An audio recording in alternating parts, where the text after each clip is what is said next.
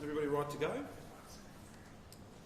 Very good. I'm here with Health Minister Martin Foley, COVID Commander Jerome Wymer, and also Ben Cowie, the Deputy Chief Health Officer, to make some very important announcements in relation to 90% double dose. In just the next few days, we predict Saturday or Sunday, Victoria, that is people 12 and over, will pass through the 90% double dose gateway. That's phase D of the national plan, or to put it another way, that is a quite amazing achievement.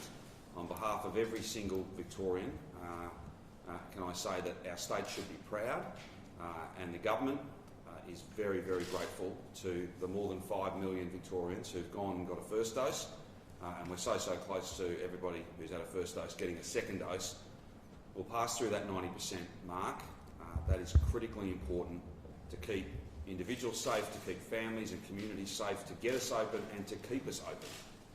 These vaccines are free, they are safe, and they are extremely effective against becoming gravely unwell from this coronavirus. Only a very small number of people who are in hospital and are really sick have had a first and a second dose. So these vaccines work, and we've seen significant numbers of people in hospital, but we are seeing a trend in recent weeks where those numbers are falling. Now, that is very, very pleasing. Of course, we monitor that every day, and we send our best wishes to every single person who's in hospital, to their families, and of course to the dedicated health professionals who are caring for them. And whilst 350 or 400 patients in hospital may not seem a lot, people who are genuinely unwell, people who have a contagious disease, a wildly contagious disease, they do present really significant challenges to our health system. So we're not for a moment saying it's easy, but the fact that we've got vaccinated means that we can take this step. The fact that we have got vaccinated means that we are avoiding hospital admissions, we are keeping people safe, we have been able to end lockdowns and open up, and we will be able to keep the place open. So what do these rule changes from 11:59 p.m. tonight mean? Well, first and foremost, there are no more caps, there are no more quotients, there are no more rules in terms of how many people can be in different spaces. So visitors to your home, back to normal. The number of people in a pub or a cafe or a restaurant, back to normal. It won't be COVID rules that determine how many people are at the pub, it'll be the liquor licence, back to normal. You can stand up to have a drink, dance floors are open again. All of these things which we've missed and which are absolutely about getting to as normal a situation as possible, that normality that we've all craved, we're able to deliver that as a result of the quite amazing work that Victorians have done in getting vaccinated in record time and in record numbers. Each of the milestones, 70, 80 and now 90, we've got there early. We've been able to do more than we thought we would, and that's a credit to every single Victorian who's gone and got vaccinated, who has played their part. Now, Martin is going to speak a little bit about more in a moment, a little bit more about some changes to contact tracing and case management, because we will see more and more cases, but they become less and less relevant because we've got so many people vaccinated. And then Jerome will also speak about some of those matters, and Ben will talk about the public health picture and why there are still some restrictions, particularly in relation to masks, and why the vaccinated economy continues, which is very, very important.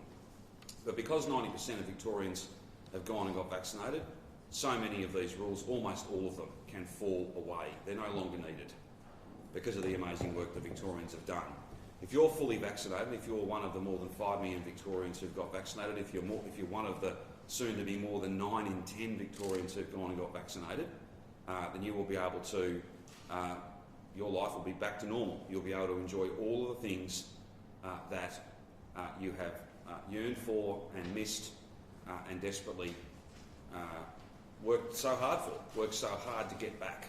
These 2 years have been incredibly difficult, but I for one am very, very proud of the people of our state, deeply grateful to them.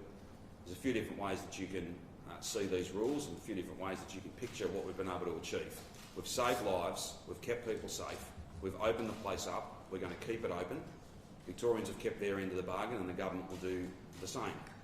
So whether it's 100,000 people at the MCG on Boxing Day, or a smaller group of people standing up at the public bar at their local pub having a beer, this is the COVID normal that every Victorian has built. This is the safe delivery of the national plan. I'm not only proud of Victorians, but I'm deeply, deeply grateful to them. Just in terms of masks and where they will continue to operate, hospitals, aged care, those sorts of settings, but because of public health advice, we're going to keep them on in retail just for a few more weeks till the middle of next month. And then we hope that if we continue to see a trend of lower hospitalisations than we had thought and falling hospitalisations, let's hope we'll be able to make that change. So that as we look to Christmas, it really will be a Christmas like no other, but a normal Christmas. It's one that we've all earned. It's one that every Victorian, I'm sure, will enjoy. These 2 years have been so challenging, and Victorians have given so much. I'm proud of them, I'm grateful to them, and now I'll ask the Health Minister to talk about some of these further changes.